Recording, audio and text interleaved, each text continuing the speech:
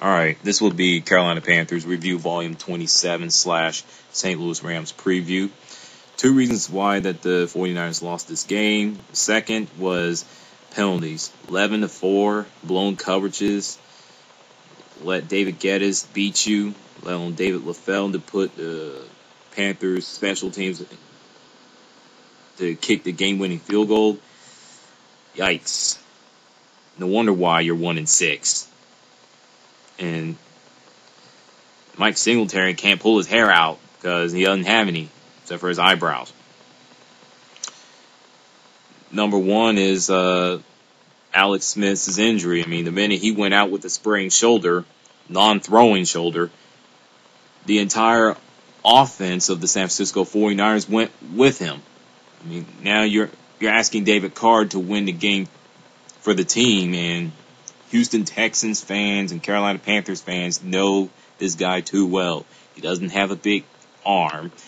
He's notorious for taking sacks. Kind of like Jay Cutler. So, yeah.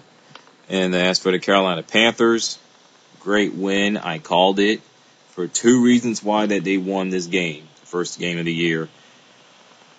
The special teams / defense. Okay. The special teams put the offense in a good field position where they can score.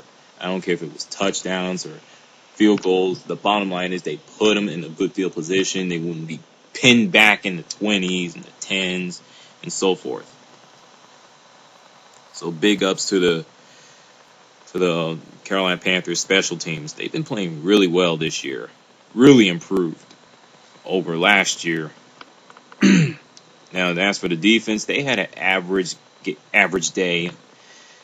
You know, the defensive lineman, the linebacker were superb, but my God, the Panthers secondary could not tackle a moose to save their life. It was ridiculous. I mean, Frank Gore just took them apart. Good thing he didn't score, 2-3 touchdowns on them. Sheesh. So they're going to have to get better in that department. And number one, Matt Moore, David Geddes. I mean, Matt Moore did a pretty good job. I mean, he threw over 300 yards passing, so it was a really good day for him, but he just can't make that ill-advised throw. I mean, that was really bad throw.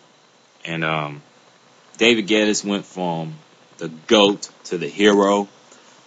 So I hope he's the second option for the wide receiver position to Steve Smith. I hope. And I also hope he doesn't become the next Dwayne Jarrett.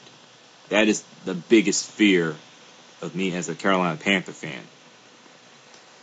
And I want to say something. Y'all know I love Steve Smith. He's a great wide receiver. Probably the best. No, not probably. The best wide receiver in the history of Carolina Panthers. But this dude's temper one day is going to cost Carolina Panthers a game. It will. With the personal foul. Come on, dude. He's already on the ground. Why you gotta do extracurricular activities? Come on, man. What's wrong with you, homie? And the catching the ball and just bumble it. Come on. You gotta secure that ball better than that, man. Get it together. Now, as for the Panthers versus Rams, Carolina leads the series all time, 11-7. They're 1-0 in the playoffs against them. Last time these two teams met was September 9th, 3 years ago. They won at Edward Jones Dome, 27-13, and have won the last 4 meetings.